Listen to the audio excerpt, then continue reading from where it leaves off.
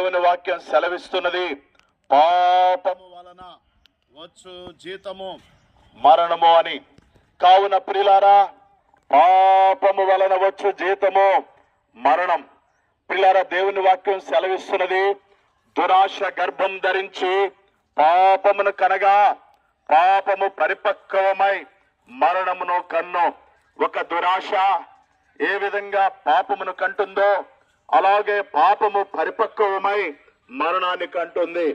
కాబట్టి ప్రియులారా, పాపానికి వచ్చే పర్యవసనం, పాపానికి వచ్చేటటువంటి ప్రతిఫలం ఏమిటంటే మరణము. ప్రియులారా, దేవుని వాక్యంలో పాపమనగా ఏమిటంటే ఆజ్ఞ అతిక్రమమే పాపము, సకల దుర్నీతియు పాపము, మేలైనది చేయనెరిగి అలాగు చేయని వానికి పాపము కలుగును. ప్రియులారా, ఆజ్ఞ అతిక్రమము పాపము. దేవుడు మనుషునికి ఆజ్ఞాపించినటువంటి ఆజ్ఞను మానవుడు మీరినాడు. కాబట్టి దేవుని ఆజ్ఞ మీరినటువంటి మనుషుడు పాపిగా చేయబడ్డాడు. కాబట్టి ఇటువంటి పాపిగా చేయబడినటువంటి మానవుడు దేవుని యొక్క కోపానికి గురై పాపమునకు గురైన వాడై పాపానికి వచ్చే పర్యవసరమే మరణానికి గురవుతున్నాడు. ఇట్టే మరణము కింద ఉన్నటువంటి మానవుడు, పాపమును బట్టి మరణానికి కింద ఉన్నటువంటి మానవుడు, ప్రియులారా, మేలు చేయుచుండు మనుషుడు భూమి మీద ఒక్కడైనను లేడని దేవుని వాక్యం సెలవిస్తుంది. పాపము అనగానే ప్రియులారా, ప్రతి ఒక్కరు కూడా ఏ భేదము లేదు, అందరూ పాపము చేసి దేవుడు అనుగ్రహించే మహిమ కోల్పోతున్నారు. ప్రియులారా, మానవులందరూ కూడా ప్రియులారా పాపము అనేటువంటి అనుభవంలో జీవిస్తున్నారు. ఎలాగునా మేము పాపులము. ప్రియులారా, కొంతమంది దొంగతనం చేసి పాపులుగా, కొంతమంది వ్యభిచారం చేసి పాపులుగా, కొంతమంది నరహత్య చేసి పాపులుగా, కొంతమంది మోసము చేసి పాపులుగా, ప్రియులారా రకరకాలైనటువంటి పాప పనులు చేసి పాపులుగా పిలువబడుచున్న వారి లోకంలో ఉన్నారు. అయితే ప్రియులారా, దేవుని వాక్యం సెలవిస్తుంది, ఒకరి జన్మ పాపము కలిగినటువంటి జన్మ. ఈ జన్మత మనుషులంగా మనం పాపులము, కర్మత పాపులము. అయితే ఈ జన్మ కర్మ పాపముల నుండి విడిపించాలి. మానవుడు పాపం ద్వారా వచ్చేటటువంటి శిక్ష, వచ్చేటటువంటి జీతమే మరణము. ప్రియులారా, దేవుడు మానవుణ్ణి ప్రియులారా మరణం కొరకు నియమించలేదు, మానవుణ్ణి మరణం కొరకు జన్మింపజేయలేదు, కానీ నిత్య జీవం యుగయుగాలు ఉండాలని మనుషుడు కోరుకున్నాడు.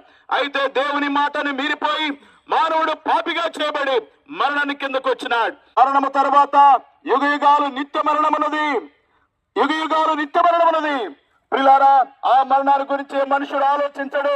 మరణము తర్వాత యుగయుగాలు నిత్యము, యుగయుగాలు ఉండే రెండు స్థలాలు ఉన్నాయి.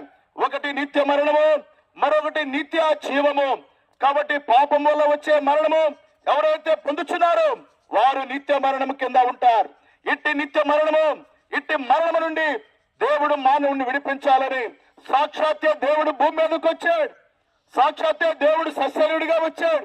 సాక్షాత్తు దేవుడే మానవుడిగా లోకానికి వచ్చి పాపి అయిన మానవుడిని పాపం నుండి విడిపించాలా. పాపానికి వచ్చే జీతం మరణం. ఇట్టి మరణానికి లోనైనటువంటి మానవుడిని విడిపించాలి.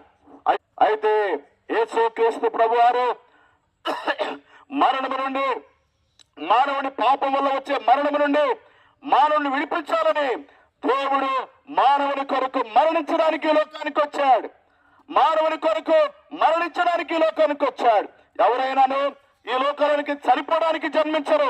యేసు ప్రభువారి యొక్క జన్మ మరణం కొరకు జన్మించినాడు. కాబట్టి ఆయన మరణము మనుషులందరికీ జీవము, మనుషులందరికీ పాప విముక్తి కలిగించడానికి ఆయన మరణించినాడు. ప్రియులారా, యేసు ప్రభువారి యొక్క మరణం, ప్రియులారా ఆయన మరణము మనుషులందరికీ జీవం కలిగించుతూ వచ్చింది. ఆయన మరణించి అట్లాగే ఉంటే మనుషులకి ఏ లాభం లేదు. ఆయన మరణించినాడు, ఆయన సమాధి చేయబడ్డాడు, మూడో దినాన్ని మరణాన్ని ఓడించి లేచినాడు. ఇది క్రైస్తవుని యొక్క నిరీక్షణ. ప్రియులారా, మానవునికి పాపం నుంచి విడుదలకు నిరీక్షణ ఇది. కాబట్టి యేసు ప్రభువారు ఒక పాపి కొరకు మరణించినాడు. ఎందుకనగా పాపం నుండి నిన్ను విడిపించడానికి. ఆయన నీ కొరకు, నీ స్థానములో, నువ్వు చనిపోవలసిన నీ స్థానములో యేసు ప్రభు చనిపోయినాడు. ప్రియులారా, ఆయన చనిపోయి మానవునికి విడుదల ఇచ్చినాడు. కావున ప్రియులారా, ఈ సాయంకాల సమయంలో ఎవరైనా పాపములో జీవించి పాపములో ఈ లోకాన్ని విడిచిపెడితే నువ్వు వెళ్ళేటటువంటి స్థలము నిత్యమైన ఆరని అగ్నిగుండం. దాన్ని నిత్య మరణము అంటారు. యుగయుగాలు ఉండేటటువంటి జీవితం అది.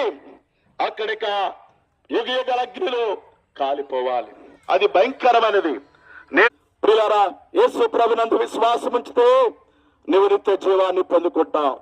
కాదనుకొని త్రోసివేస్తే నిత్య శిక్ష కిందకు నువ్వు వెళతావు. ఈ మాట నువ్వు నమ్మినా నమ్మకపోయినా ఇది వాస్తవం. కావున ప్రియులారా, నీ జీవితంలో వాస్తవికమైన ఈ సత్యాన్ని నువ్వు త్రోసివేస్తే ఒక దినం అకస్మాత్తుగా భయంకరమైనటువంటి పరిస్థితులు ఎదుర్కోబోతున్నావు. అప్పుడు నేనెవరు తప్పించలేదు. నీ డబ్బు, నీ బంధువులు, నీకున్నటువంటి ఏది కూడా నేను తప్పించలేదు. నేడే రక్షణ దినం, ఇదే అనుకోన సమయం. ఏ దినము యేసు ప్రభునందు విశ్వాసం ఉంచితే నిత్య జీవంలోనికి వస్తావు. కాదనుకుంటే నిత్య నరకం, అగ్నిగుండానికి, పాపములో జీవించిన వ్యక్తిని అగ్నిగుండా తీసుకెళ్తుంది. కాబట్టి ప్రియులారా, ఎట్టి భయంకరమైన స్థితికి నువ్వు వెళ్ళకూడదని ఈ సాయంకాల సమయంలో మేము పొందిన ఈ సత్యం నువ్వు తెలుసుకోవాలని ప్రేమతో వచ్చాం. కానీ మరి ఏ ఉద్దేశం మాకు లేదండి. కాబట్టి యేసు ప్రభునందు విశ్వాసం ఉంచండి. అప్పుడు మీరు మీ ఇంటి వారు గొప్ప రక్షణ, ఆత్మశాంతి, నిత్య జీవాన్ని పొందుకుంటారు. ఇంకా